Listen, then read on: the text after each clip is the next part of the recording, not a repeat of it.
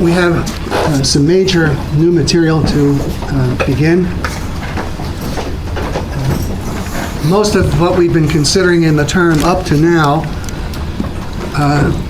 can come under the heading of the dependence of the division of labor on the institutions of capitalism, and that includes all of our discussion of price theory.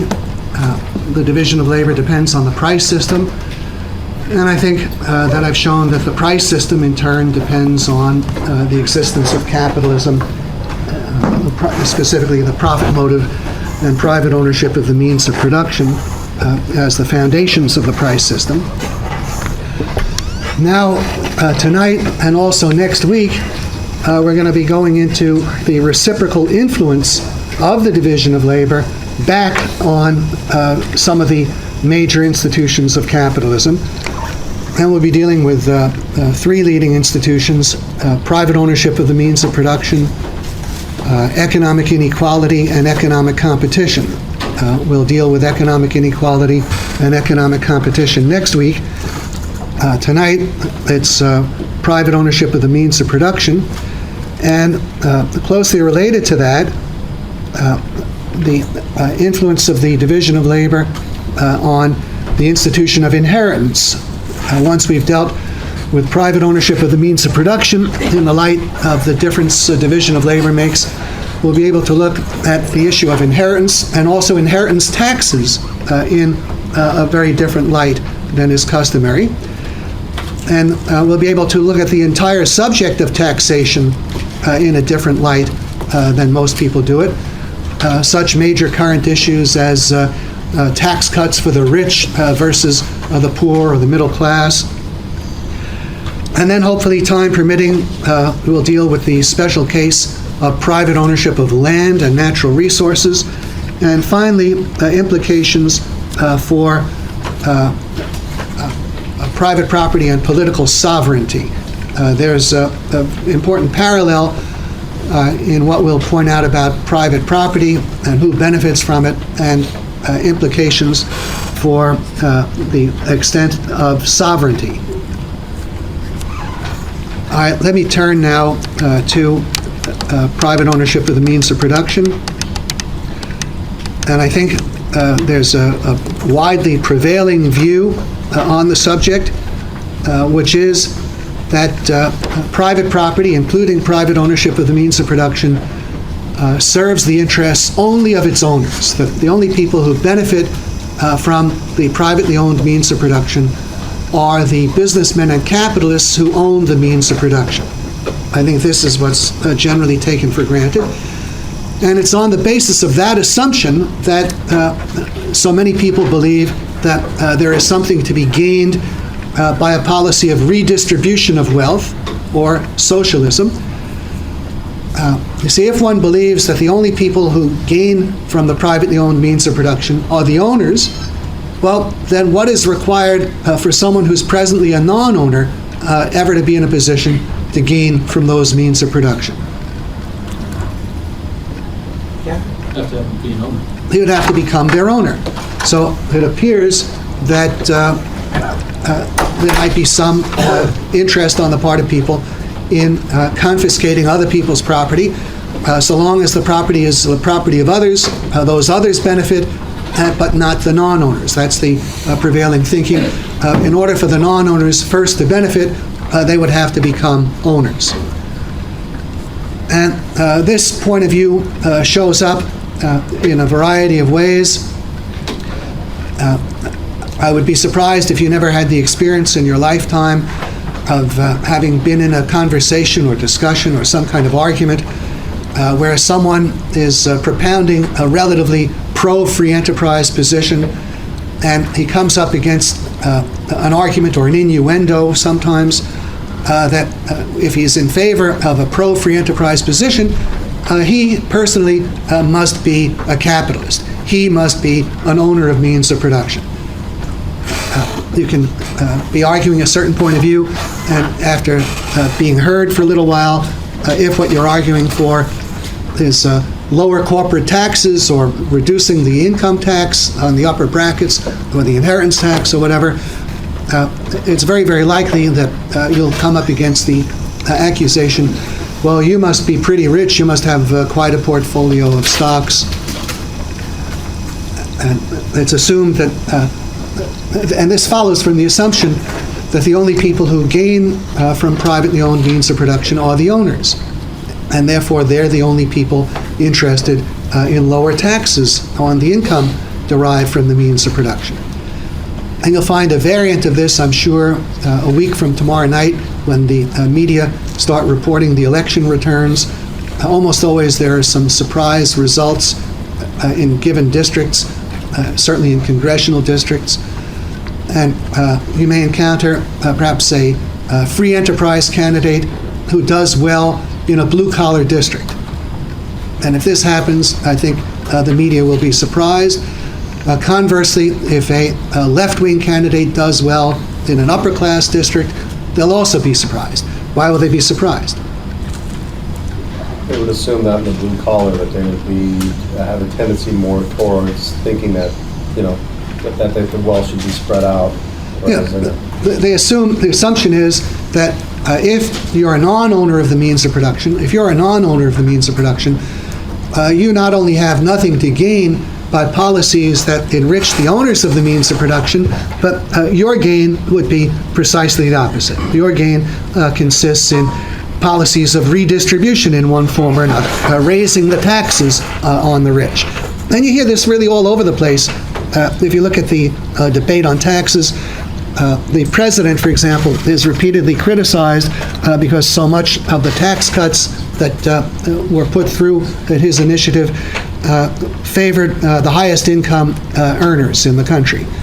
And it's assumed, well, that's great for the top 1% of the population or whatever, but it's of no significance of any kind to the rest of the population, except perhaps to deprive them of funds available for projects that would be of benefit to them, perhaps like greater Medicare spending or greater government funding of education or whatever. It's assumed that if the owners of the means of production keep more of their incomes, that is just a benefit to them and nobody else. Nobody has any kind of stake in what benefits privately owned means of production or their owners, but the owners. And there was yet another variant of this back in the days of the Vietnam War, for example, or the general Cold War. It was thought that if we want to stop the spread of communism around the world in countries such as Vietnam, what was required is to create more capitalists. Why would you supposedly need more capitalists in order to fight the spread of communism?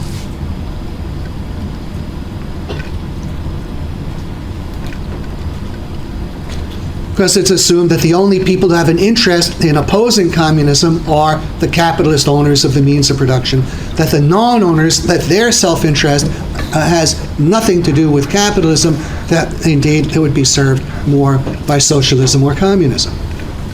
And I think this is how most people are seeing it. They think only the owners of the means of production benefit from the means of production. The non-owners derive no benefit from other people's means of production. Their benefit would begin only on the day that they became the owners. That's what underlies the popularity of redistributionism and in major measure the popularity of socialism. Now, what I want to point out, and now this is point 2, that this prevailing view ignores the existence of the division of labor. It would be a reasonable point of view in the ages prior to the development of the division of labor. If you were looking at conditions centuries ago, or at conditions in a third world economy, if you ask in a society where people are living essentially as self-sufficient farmers, if you go and you look at a farmer's field in such conditions, and you ask, who is it who benefits from this field? Who benefits from the oxen and the plow or whatever, and whatever barn or other buildings are on this farm? Who would be the physical beneficiaries? The owner and his family. The farm produces food. The owner and his family get to eat the food. So they benefit from those means of production. That's the way it is with consumers' goods. If you ask who benefits from your personal automobile, well, it's you and your family. Who benefits from the clothes you own? You and your family. Well, in a non-division of labor economy, the same would be true of the means of production.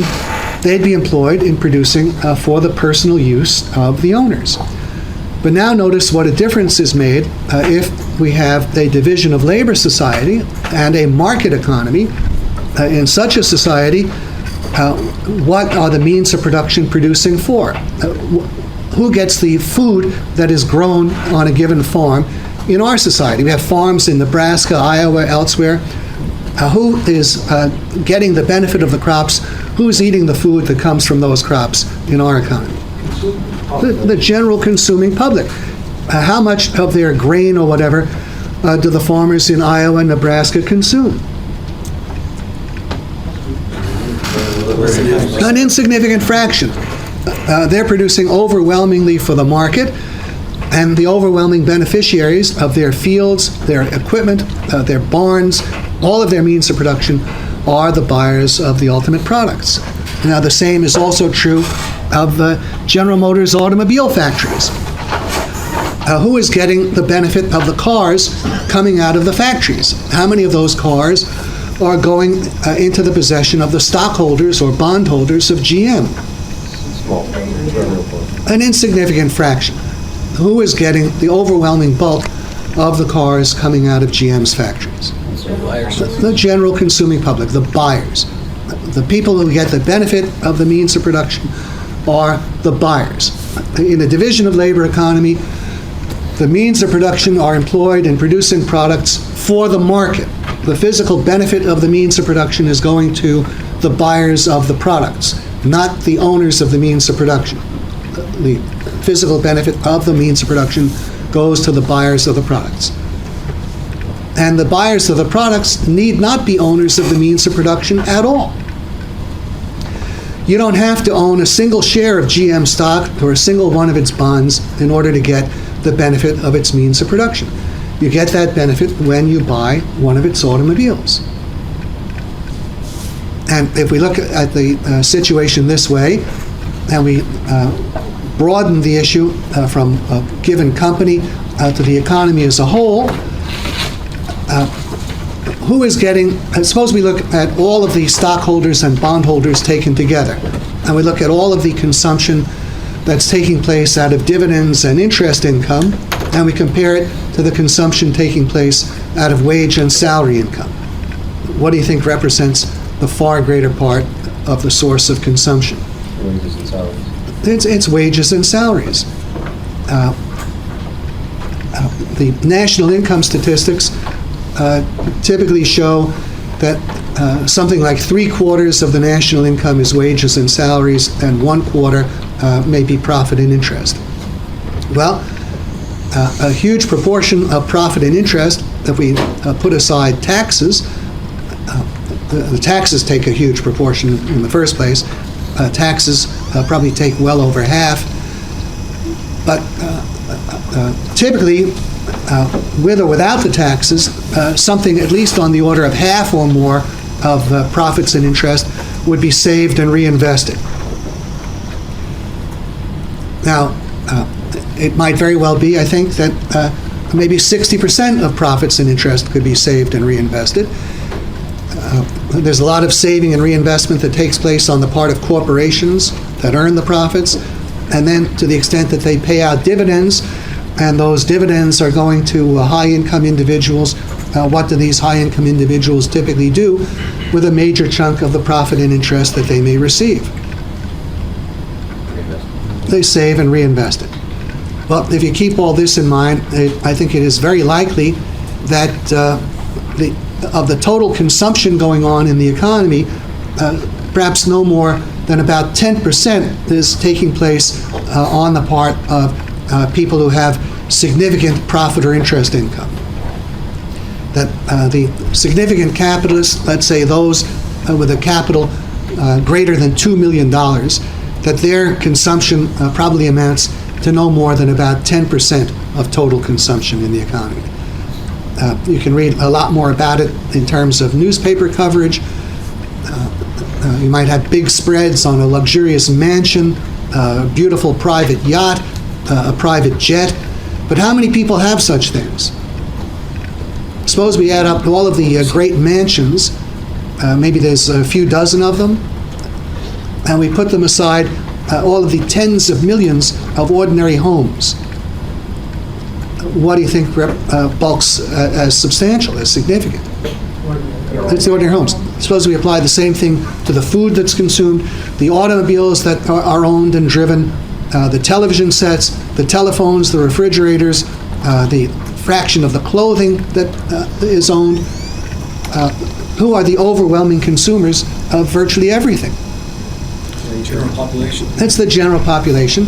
And the far and away the major source of consumption, I would estimate something on the order of 90% or so, is wages and salaries, or the profits and interest of relatively small businesses whose work does not profoundly differ from that of wage and salary earners. Now, the way I put it in point A here, the benefit to the buyers of the product served by the means of production. If you can buy the products, you don't have to own the means of production. You already benefit them. You already benefit from them. You benefit in being able to buy the products from those who do own the means of production. And then there's a further point that we saw earlier in our discussion of the uniformity of profit principle, that it's the consumers who determine how the means of production are used. How do the ordinary consumers, in the last analysis, determine how the means of production are employed? Their choices drive what. Through their pattern of demand. The consumers, by their pattern of buying and abstention from buying, they're determining what products and industries are profitable and what are unprofitable. And then the owners of the means of production, in order to be profitable, have to produce the products that have sufficient demand, and they have to give up producing the products that lack sufficient demand. So it's the consumers who are determining how the means of production owned by others are used. And this is in sharpest contrast to what goes on under socialism. Under socialism, you don't have any profit and loss incentives. The consumers are economically powerless. They have no power to change the course of production. Everything is in a state of shortage. If the consumers want more of something, it's the same as price controls. They have no way to make the price and profit go up.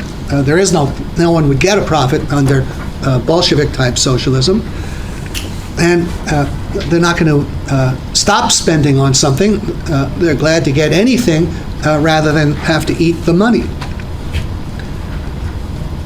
Now, just think, if you think about what goes on in the company you work for, I'm sure you'll find people who are literally staying up late at nights thinking how they can improve what that company is doing, or at least the sphere that's under their control. They have the profit loss incentive to do this. That's a very powerful motivation. Under capitalism, you have businessmen staying up late at night thinking how can they improve the breakfast cereal of the ordinary person, how can they improve the shoes that the ordinary person wears. Now, they're not doing it out of any love of the ordinary person. They're doing it out of the love of the profit they can make if they can induce more people to buy their products. But that's what gets them to serve the market. Under socialism, in contrast, the government officials have no incentive to serve anybody. And you can think of it right here. You can have terrible conditions going on. Like I think of the New York subway system. People jammed in like sardines. Sometimes you can't even move your arm in the rush hour because people are wedged in all around you. Do you think the mayor and city council of New York are staying up late at night worrying how are they going to fix this? Why should they be bothered? Do you think that anyone in Congress is staying up late at night thinking, how can they fix the medical situation? What can they do so that it doesn't cost $2,000 a night to stay at a hospital? It doesn't cost $30 for a Tylenol capsule. They might get concerned if that became a hot issue in an election, but then after the election, what happens? And it's not likely to be that hot an issue, and even if it is, when you have an election, how often is an election decided on a single issue? These things get lost in the shuffle. And if you have something that applies to a local area, to a relatively small number of people, it'll never even appear on the radar screen. Now, I make a reference here in point B, the benefit of wage earners from the demand for labor. The demand for labor depends on capital. The great bulk of wages in the economy are paid out of capital, and the larger the capitals that have been accumulated, the greater is the demand for labor.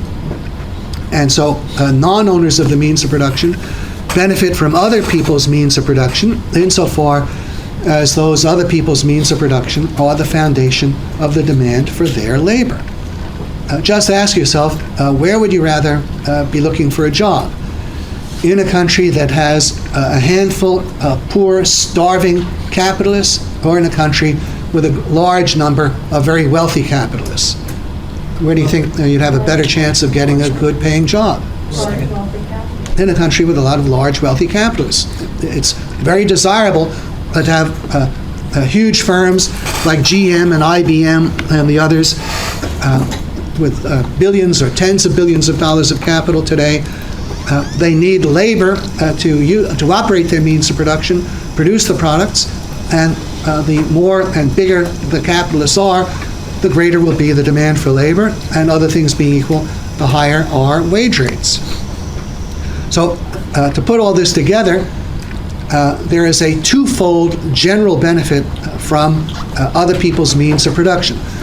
The non-owners benefit from other people's means of production insofar as those means of production are the source of the supply of the products that the non-owners buy. And they benefit from other people's means of production insofar as those means of production are the source of the demand for the labor that the non-owners sell. So the non-owners are buying products and selling labor, and the greater the capital of other people, the greater the volume of privately owned means of production producing for the market, the larger is the supply of products for the non-owners to buy, and the greater the demand for the labor of the non-owners to sell. That's a twofold general benefit from other people's means of production. And it's not all that difficult to see this, but amazingly, general discussion is carried on in complete and total ignorance of it. And it goes even further, point 3, the increasing general benefit from private capital. It's not only that there's an immense benefit, but that the benefit tends to become greater as time goes on. And we've already seen a very major reason for this, namely profit and loss incentives and the freedom of competition and individual initiative. Just think, what is the way to make an exceptional rate of profit? What are the main ways to make an exceptional rate of profit? Yes, Ms. Fox. Staying ahead of the technology. To be a leader in the introduction of better products or more efficient methods of producing existing products, right?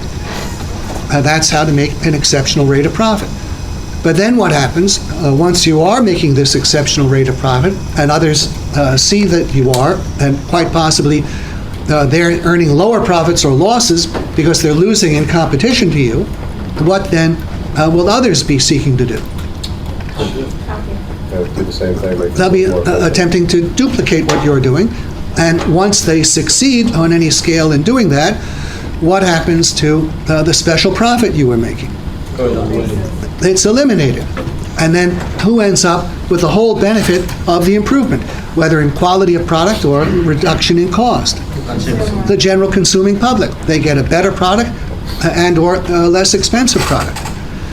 And then to make an exceptional profit, there have to be further innovations. And if someone wants to make an exceptional profit over a protracted period of time, he'll generally need to introduce a series of innovations. And competition is constantly operating to eliminate these special profits. And the dynamic is that the general buying public is getting more and more. We had a discussion of this, and I think when we had it, I may have omitted to point out a substantial illustration of this. I did point out that the implication is that we should expect prices of consumers' goods to be progressively falling. We don't observe that very often. We observe, rather, prices rising. I think I explained what reconciles the implication with the observation. But look at it in a somewhat different way. Suppose you stop to calculate prices not in terms of depreciating paper dollars, but in terms of the hours and minutes of labor that people have to put in on a job in order to earn the money to buy goods. Well, stop me if I did go into this. Suppose we compare today with the situation of 100 years ago. 100 years ago, people were working perhaps 60 hours a week. And what were they able to obtain as the result of having worked 60 hours a week?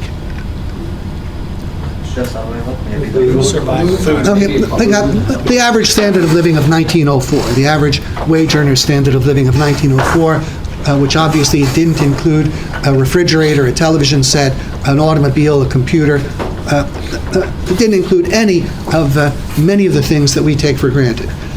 And the things that they did have that we still have, they were typically getting much less and in poorer quality. The average wardrobe was much smaller, the diet was poorer, the amount of living space was less.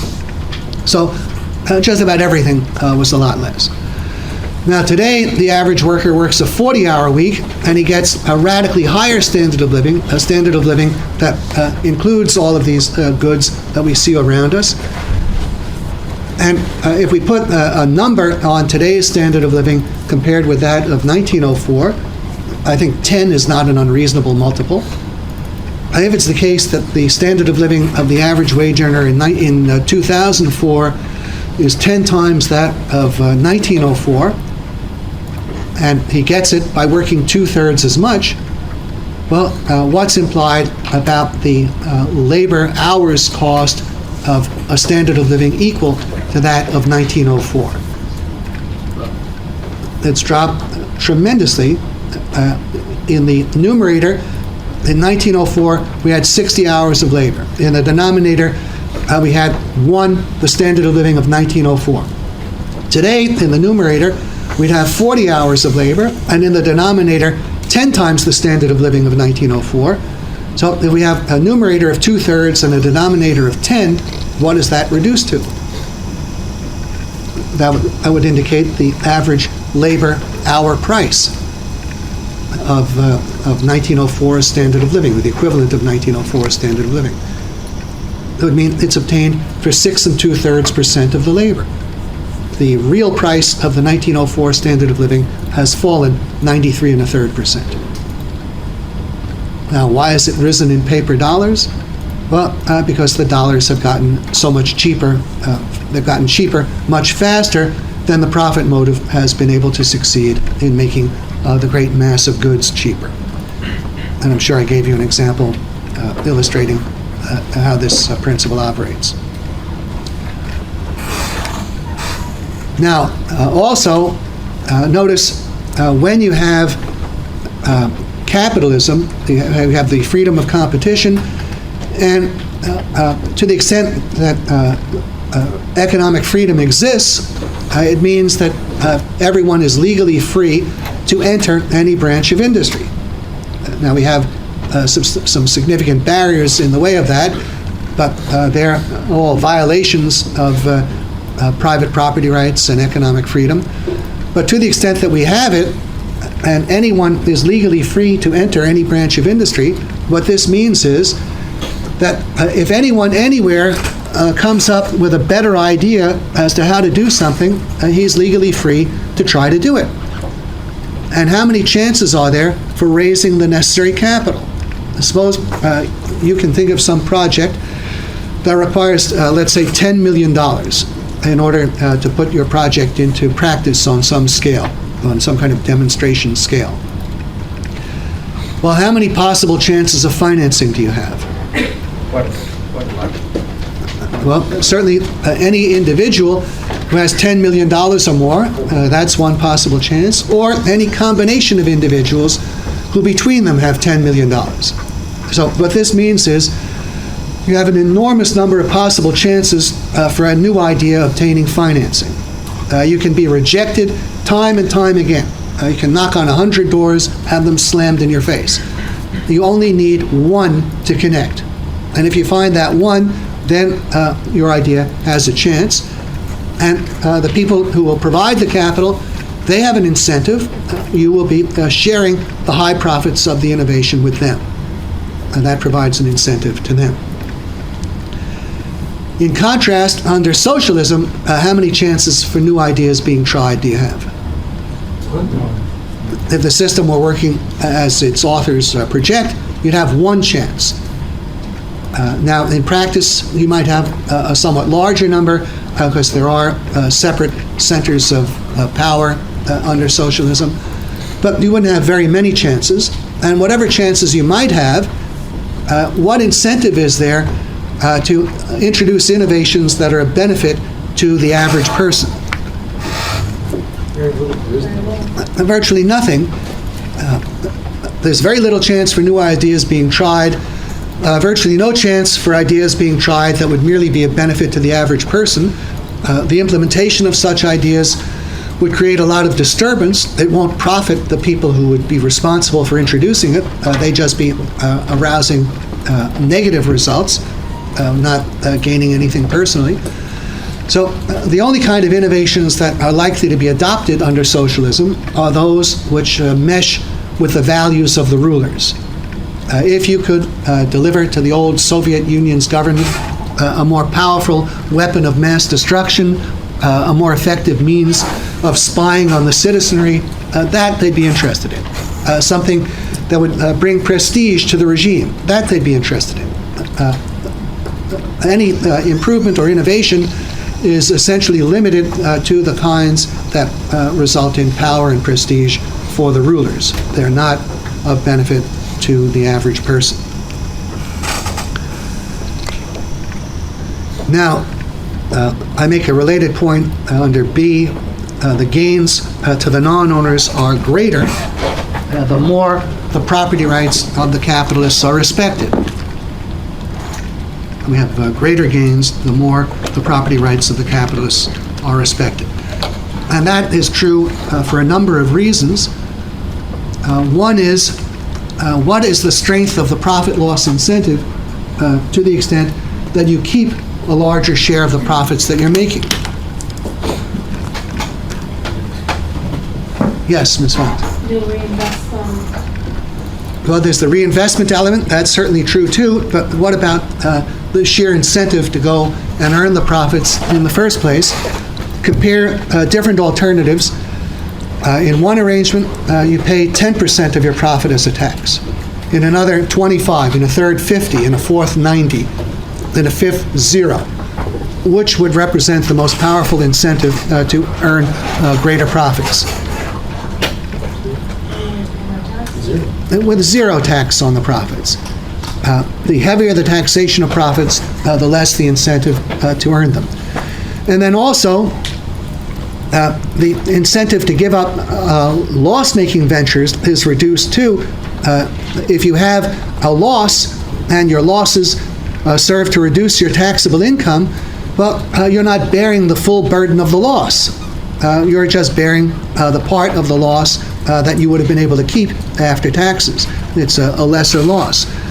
And what about to the extent that the taxes you're paying are being used to subsidize other less efficient methods of production?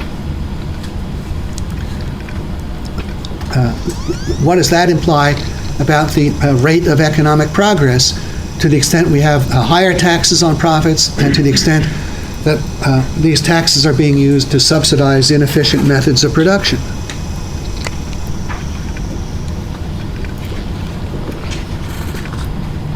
What's implied for the standard of living and economic progress? It has to be negative. Now, very importantly, the point Ms. Fox alluded to the extent that the taxation on profits and also interest are lower, there will be a very large proportion of additional saving and investment. Profit and interest income, especially when it's a high level of income, especially when it's earned as a high rate of return on capital, will tend to be very heavily saved and reinvested. What is the effect of greater saving and reinvestment on the standard of living of everybody? What's it do to the supply of means of production? It increases the supply of means of production. What's it do to the demand for labor? It increases the demand for labor. So, to whatever extent we can reduce the kinds of taxes that will be heavily saved and reinvested, the effect is to increase the supply of means of production and to raise the demand for labor, both of which benefit everybody. Now, this has some direct bearing on the current tax debate. Usually one simply reads complaints. So much of the benefit of the tax cuts went to the top 1% of the taxpayers. And it's assumed, well, yeah, that's good for them, it benefits them, but it doesn't have any effect on anybody else. Well, what do you think the top 1% are likely doing with the far greater part of the reduced taxes that they pay? They're saving and reinvesting it. Now, if we have additional saving and investment, and that's operating to add to the economy, does that not benefit the average person in his capacity as a buyer of consumers' goods and a seller of labor? Yes. It certainly does. Now, the only problem is, and this is a serious issue, when you cut taxes but don't cut government spending, the effect is to enlarge the deficit. And then where does the government get the money to finance the deficit? Well, they could print it or they borrow it. In recent times, they've been borrowing it mainly. But when they borrow it, what are they doing to the available supply of savings? Pardon me? They're reducing it. They're absorbing part of the pool of savings. There's less available for private businesses and private the mortgage market. It's going instead, those funds are going instead to finance the deficit. Now, it can even work out if you cut taxes that are very heavily saved, but you don't cut government spending, the effect can be perverse. You can end up with less available savings rather than more, even though the people who are paying the lower taxes are saving very, very heavily. And the reason I'm saying this, I'll illustrate it with this example. Imagine we have a tax cut of $100 billion occurring over some period of time. And this is going to people who save very, very heavily. And let's even assume they'll save 80% of the tax cut. They'll save and invest 80% of the reduction in what they have to pay in taxes. Well, that's terrific as far as it goes. It would be very, very positive.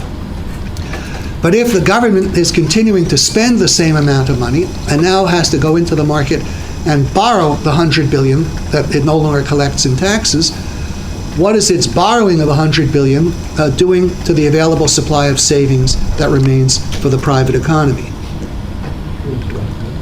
Reducing it by how much? $100 billion. So if you have a tax cut that makes possible $80 billion being added in, but the $100 billion are being taken out to finance the deficit, that is a net loss. Well, what policy would you have to adopt to correct for this so that the tax cut would simply go in and increase the supply of saving and investment? Reduce government spending. Reduce government spending, cut the damn government spending by $100 billion, then cut taxes by the $100 billion, and we'd have $80 billion more of saving and investment. Then the policy would really work. But we have a halfway effort. It's popular to cut taxes, but the politicians want to avoid the uproar that would follow if you cut government spending.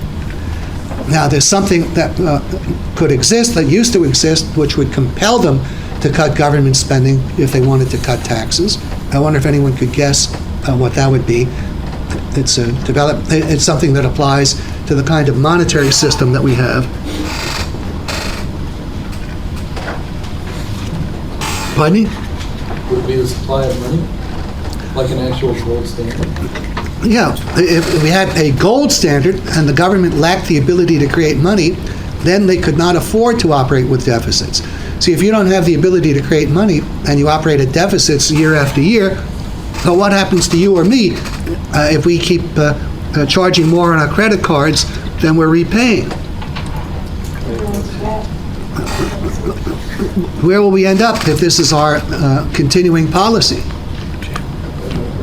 We'll end up in bankruptcy. Now, the only reason that the government doesn't end up in bankruptcy by following the same policy is that it has the ability to create money. And you and I would not end up in bankruptcy either if we had that ability. If you maxed out all your credit cards, but you have a printing press in your basement, you can pay down the balances, and then maybe they'll increase your credit lines. Yes, Mr. Feldman. At what limit does the government stop creating money? At what limit does the government stop printing the money? Yes. Well, the only limit beyond which they can't is when the process has gone so far that people are dumping the government's money in the sewers, and it no longer will be accepted as money. Then the government has lost the power to create money. So why don't they create as much as we need? Pardon me? Why wouldn't the government create as much as needed? As much as to achieve that? Well, they're not that blindly, stupidly reckless. Well, I mean, they could end up there, but, to get us out of these deficits, etc. well, that would be a much worse evil than any deficits. I mean, if the money were destroyed, unless you have an alternative money to quickly take its place, then what can be the consequences? No value. You can exchange. Pardon me? You cannot exchange things. You couldn't exchange. The whole division of labor would be threatened. The division of labor depends on the existence of money, and if we destroyed money without making it possible for people to quickly have a new money, we could destroy the whole modern world. Question. Yes, Mr. Wilson. Earlier you were referring to the reduction in taxes results in increased savings and Yeah. reinvestment. Yeah. Are you equating savings and reinvestment as being equal? They're essentially equal, yes. Savings being additional supplies to the capital available for Yeah. everything? They're saving and investment. Because the way I see it a lot is that some of the, where you see more of the mass of money coming in, not so much of the high dollar amounts, but in terms of the mode of money. It seems like a lot of it's hoarded and inefficiently saved rather than reinvested back into big companies. Oh, you think a lot- Particularly when you're talking about like tax cuts. Yeah. What do you say about that? You say your observation tells you that much saving is simply hoarded? A lot, I would say a lot of it is, yeah. Like Well- put in cash investments instead of, Well, what do you mean by investing. cash investment? Like cash investments. Speaking of like money market funds, T-bills. or- Okay, but now money market funds and T-bills, do you think that's hoarding? What Well, it is. does the money market do with the funds? If you put money, let's say you buy a CD or something, what does the financial institution do with the money you've paid for the CD or have Well, deposited? they're paying you interest, but it just seems like it perpetuates. Well, they're paying you interest, lower rates but of what do they do? What do they do with the money? They invest it. They invest the money. I understand that. Yeah. But what I'm saying is, there's higher rates of return to be made as far as reinvesting goes. say at a business level, if a business gets a tax cut, Yeah. they would reinvest in R&D or something Yeah. which pays a higher return Yeah. than would be, a cash investment. Right, but we're talking, the kind of saving we've been talking about primarily is in connection with tax cuts on owners of means of production, tax cuts going to the top 1% of the taxpayers. They're not putting money in mutual Yeah, funds, I'm are not they? talking about them. I'm Okay. talking about Mr. and Mrs. Joe taxpayer. Right, now, but we're talking about tax cuts that go, tax cuts of a kind that will be very heavily saved and reinvested. The tax cuts for the benefit of the average person will not be so heavily saved and reinvested. They'll probably be almost entirely consumed. Well, that's for like the masses, but I'm talking about like that between 5 and 10%, group of wealth, and it just Yeah. seems like a lot of them are putting their money in CDs and things, and I don't Well, see that if- as an efficient way of saving. Well, it's That would the merit- people who are putting their money in CDs, they do it because they think it's the best alternative open to them in their circumstances. And the institutions that are selling the CDs, they have more funds available to lend. The money is not being hoarded, it's being lent and invested. And there is no net saving at the level of the economy as a whole that is not invested. And a simple illustration is, at this moment, each of us has a certain amount of cash in our wallet or purse, and it adds up to some definite totality. Now imagine that we lock the door, and for the next half hour, we played that we were a self-sufficient economic system. And different people will make different products, and they'll sell them to other members of the class, they'll buy other things, and so on. Now, to the extent that any saving took place on the part of the class as a whole, it would have to show up in an increase in assets other than cash. There would be no way that the class could accumulate savings in the form of cash. A given individual member of the class could accumulate savings in the form of cash, but to whatever extent any member of the class ended the period with more cash than he began, what would be implied about the cash holdings of other members of the class? They would have to be equivalently decreased, and so if the class as a whole were to have more savings at the end of the period than it began, it would have to take the form of an increase in the value of assets other than cash. That would be investment. In an economy as a whole, there is no such thing as saving in the form of hoarding. Whatever saving occurs in the economy as a whole takes place in the form of an increase in the value of assets other than cash, with one very limited exception, and that is the increase in the quantity of money. To the extent that there is more money at the end of the period than at the beginning, that additional money may be held in cash holdings, but it's only to that extent that there is saving in the form of increase in cash holdings for the system as a whole. Everything else is in the form of assets other than cash. Now, when you have greater saving and investment, the savings are spent in buying capital goods, assuming they're not going to finance the government's deficit. Assume we had a balanced budget and reduced government spending, reduced taxes of a kind that would be saved and invested. The demand for capital goods would rise. The demand for consumers' goods coming from the government and the people the government was giving money to, that would fall. We have a greater demand for capital goods and a reduced demand for consumers' goods. How would that affect the relative production of capital goods and consumers' goods? Now, I'm giving you an example. I'm saying people are saving and investing more, buying more capital goods. The government is consuming less. So I would think the obvious answer is the demand for capital goods rises, the demand for consumers' goods falls. Now, that might be a difficult conclusion for many people to accept. You wonder, how can it be that if the demand for consumers' goods falls, the demand for capital goods can rise? Well, what can happen, of course, is, you see, when the demand for any particular industry falls, what will typically happen to its demand for capital goods and labor? That will fall too. But when we're dealing with the economy as a whole, there is no fixed ratio of demand for capital goods to demand for consumers' goods. You could have the same demand for consumers' goods supporting a widely varying demand for capital goods. Or we could have a much smaller demand for consumers' goods going with a larger demand for capital goods. And how would such a thing be possible? Let's suppose in the entire economic system, the total demand for capital goods and consumers' goods combined is fixed. Let's call it 1,000 units of money. Each unit of money can represent $100 billion. The total expenditure to buy capital goods and consumers' goods together is fixed.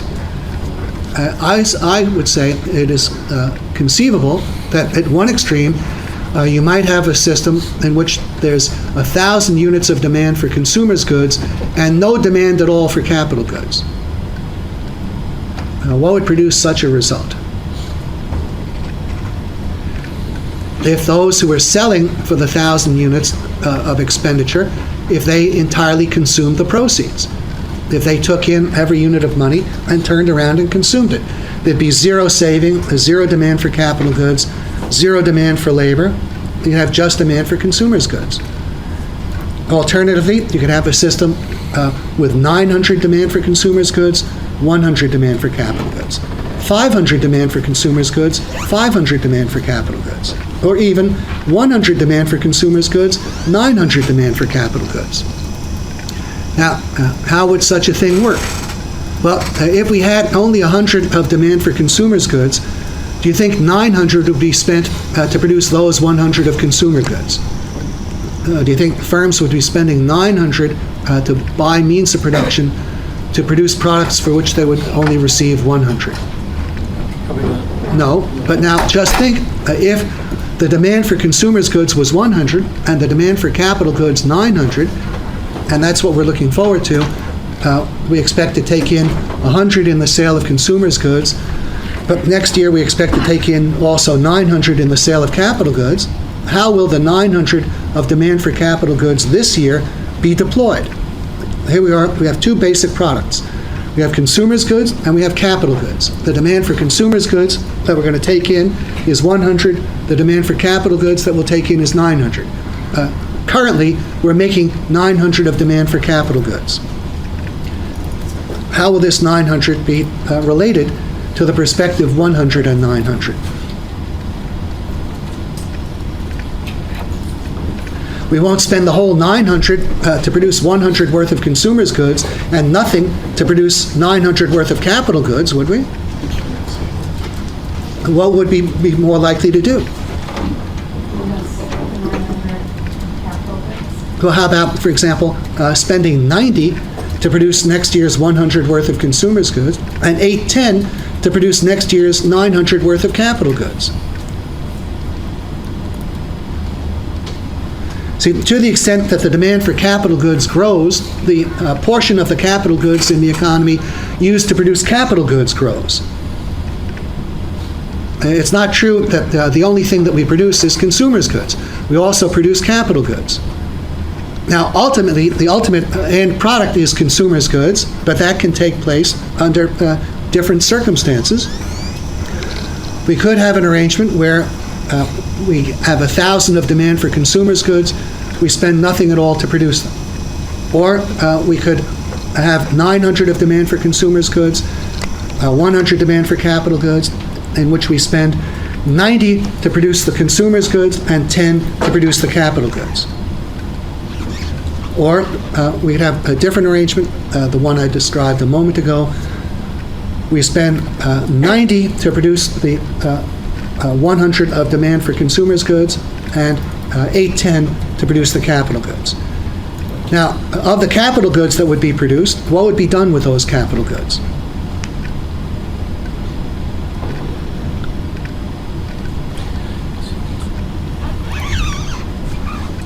$810 are producing 900 worth of capital goods. In the following year, when those capital goods become available, how will they have to be used? Well, 90 will be used to produce the consumer's goods of the year after.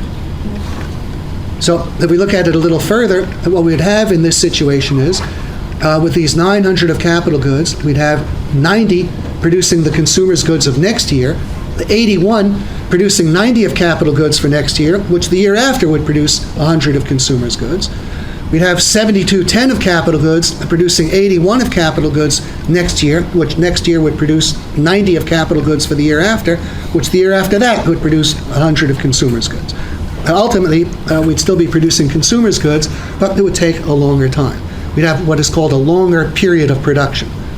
The more capital we have, the more long range the productive process is, and the more productive it is.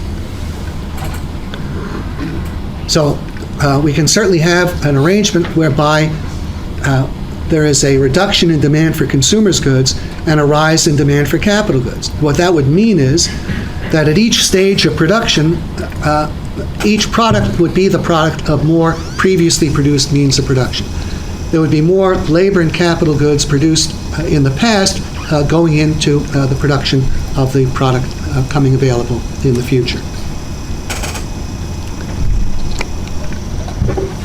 I'll give you a last quick analogy to this. You've seen sets of luggage, I'm sure. You have the biggest piece perhaps is a 4-suiter, then there's a 3-suiter, a 2-suiter, maybe a handbag or whatever, and each smaller piece could fit into the larger piece, right? All right, now just consider if we have a limited amount of material, and we could use the limited amount of material to make one very large piece. Let's say one 6-suiter. That would be the counterpart of consumption. If that's what we did, would we have any material remaining to produce the other pieces? No. Now, to the extent that we want to have more material to produce other pieces, what do we have to do to the amount of material we employ in this largest piece? Pardon me? Just reduce these. We have to reduce it. Now, isn't it possible, wouldn't we be able to have more pieces fitting in, a larger number of separate pieces, but to get them, we have to make the biggest piece smaller. We have to make the biggest piece smaller in order to have more material available to make the further pieces, which can then all fit in one into the other, and then finally into the biggest remaining piece. Well, that's analogous to a reduction in the demand for consumers' goods and a rise in the demand for capital goods. When we say a reduction in consumers' goods makes possible a rise in demand for capital goods, we're not saying that we're simply reducing the biggest piece and then we're going to have one remaining piece that must all by itself fit into that smaller big piece. We'd have to have a series of lesser pieces, one of which would fit into the other, and they would all ultimately fit into the biggest piece. That's how it works when there's a reduction in demand for consumers' goods and a rise in demand for capital goods. Now, with this, the tremendous advantage would be if we have a greater concentration on the production of capital goods, what is almost certainly going to happen to the physical supply of capital goods? It'll increase, and what does that do to our general ability to produce both capital goods and consumers' goods? We can then produce more of both. And if we have technological progress going on, we can be producing more of both year after year. And what will be the effect then on the average standard of living? It'll be progressively improving. This is the result of a policy of cutting government consumption and increasing the demand for capital goods. By reducing the taxes that are most heavily at the expense of saving and investment. That's the place to start. If we want to have the economy growing and progressing, we need to have more capital accumulation. And to have more capital accumulation, we need more saving and investment. And a major way to get that is to cut government spending and cut the taxes that fall on saving and investment. And a leading example of such a tax is the top brackets of the personal income tax. Now, also, I make reference here in point B to the more efficient production of capital goods. The more efficient production of capital goods. To the extent that the property rights of businessmen and capitalists are respected, and not only are their taxes reduced, but also the burden of general regulation, to the extent that that is reduced, and production is allowed to become more efficient, well, what does greater efficiency imply in terms of how much output you can get with the same means of production? You should get more output with the same means of production. Let's take some simple elementary examples. Suppose we have a farmer, and this farmer, his essential capital good is his supply of seed. And he uses up 1 bushel of seed in producing his crop. Now, where does the farmer get replacement seed? A self-sufficient farmer, where does he get replacement seed? From his crop. Now, in one set of circumstances, suppose our farmer is only able to get 2 bushels of crop for 1 bushel of seed that he uses up in the planting. What fraction of his output does he need to save and reinvest in order to have the same supply of seed next year? 50%. Okay. Suppose our farmer could somehow become more efficient, and instead of getting 2 bushels of crop from 1 bushel of seed, suppose he could get 4 bushels of crop. Then what fraction of his larger crop would be required to replace his seed? 25%. Only 25%. But now suppose that he continued to save and invest the old percentage, 50%. Now he'd have substantial capital accumulation. Well, the implication is that to the extent that we can make production more efficient, we are able to produce not only more consumers' goods, but also more capital goods with the same means of production. It makes capital accumulation easier. And deregulation would achieve exactly this. To give you some leading examples, we have all kinds of environmental regulations of very questionable benefit that have a major impact on additional required investment. For example, take these requirements that all of the gas stations rip up their old storage tanks and replace them with super leak-proof tanks. Now, this is a substantial additional investment. Does it enable the service stations to service any larger number of cars? No. Now, if you require more capital to achieve the same result, what is implied about how much overall result you can achieve with the same capital? You produce less with the same capital if you require more capital to produce the same. And the same capital then produces less. Well, these regulations are a major way that we undercut our ability to produce not only consumers' goods, but also capital goods. To the extent that labor unions prevent the introduction of improved methods of production, that's serving to hold down the ability to produce more capital goods, too. To the extent that mergers are prohibited, which would improve efficiency, that's undercutting capital formation. Anytime we have any regulations that are adding to costs means essentially we're requiring more factors of production to achieve the same result.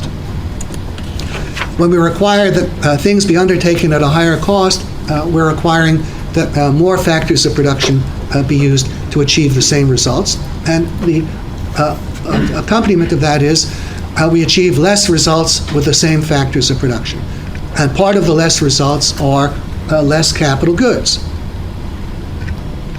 Now, the supply of capital goods is vital because the supply of capital goods is what determines the productivity of labor.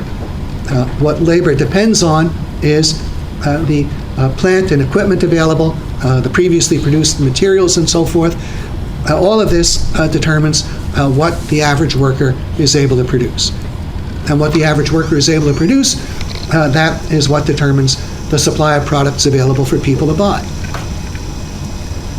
Well, we had a freer economy with less government spending and lower taxes and much less government regulation, we'd have a higher proportion of saving and investment, we'd have greater efficiency of production, we'd have more rapid capital accumulation, and a more rapid rise in the productivity of labor and general standard of living.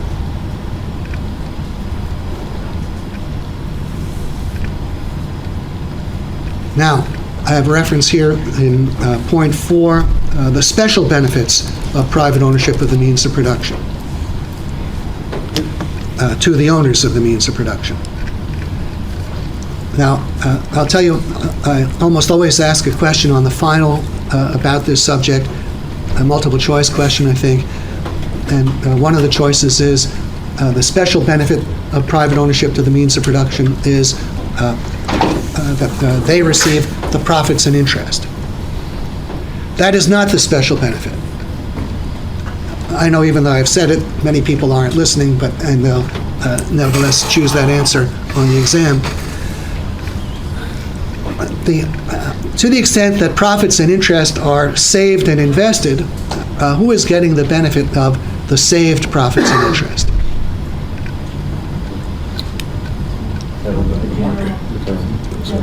The general buying public. There'll be a greater demand for labor, there'll be a larger supply of means of production. To the extent that profits and interest are saved and invested, the beneficiaries are the same as the beneficiaries from the original capital. Imagine we have someone who has $10 million of capital. All right, who are the physical beneficiaries of the $10 million of capital? Okay, the people who are buying the products it helps to produce, and the people who are selling the labor that it helps to employ. Now, suppose this capital earned a profit of $1 million. Now imagine that the entire profit were saved and reinvested. Now there's 11 million of capital. Who are the beneficiaries of the 11 million of capital? The exact same people, the general buying public and the wage earners. The special benefit of the ownership of the means of production, there are two special benefits.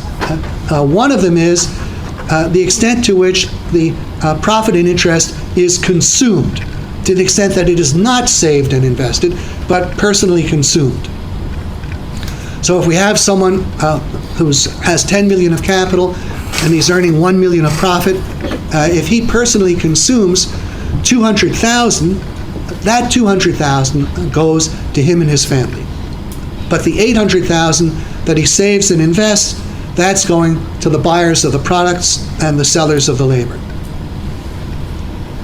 So the special benefit that the owners of the means of production obtain by virtue of their ownership is not the profits and interest, but more correctly, the part of the profits and interests that are consumed.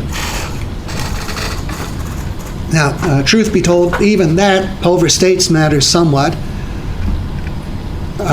When you have people earning really very high incomes, part of their consumption will include the support of various activities that don't strictly entail their personal consumption.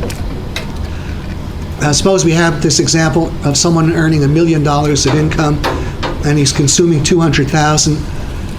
Well, I don't think it's impossible that this person, out of his 200,000 of consumption, might be making a $5,000 contribution to the Orange County Performing Arts Center or something comparable. And to the extent that he's doing something like that with the funds he consumes, who are the beneficiaries of that? A wider circle of people, not the general buying public, but certainly a significant further number of people.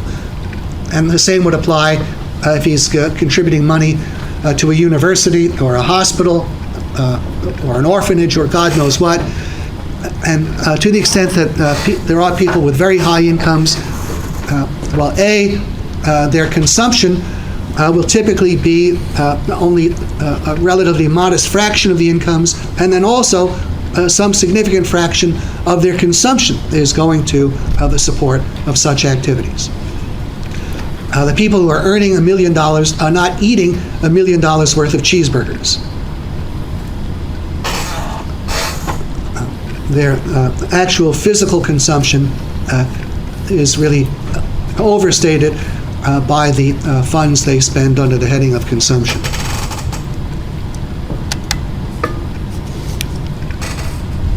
Now, there is a further significant benefit that the owners of the means of production derive that the non-owners don't, and that is they have the very comforting knowledge that should they ever need to consume their capitals are available to them.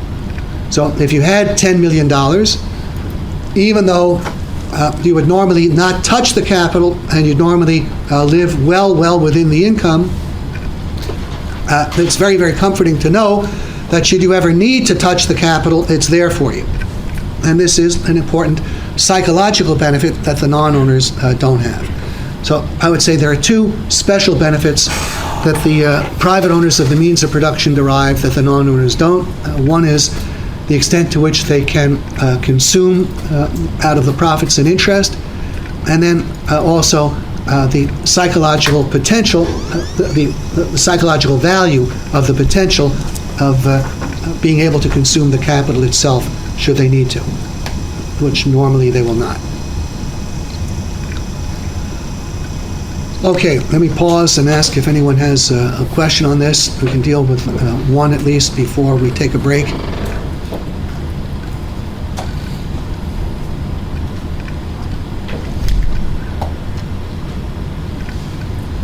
So I'm curious to know if you think this is just off the wall, or this is some terrible fascistic point of view, or whatever. Well, I think it makes sense. It's logic. I think it's logical. I don't think it can be answered. But it's not something you hear. And I'm sure I'll find at the end of the term, hopefully not here, but if not in this class, in other classes, I'm sure, there'll be complaints that this is a one-sided class.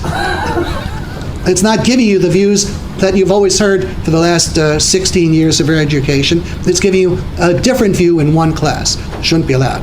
Too much of this radically different view. Okay, let's take a break here. I'll see you all in 25 minutes.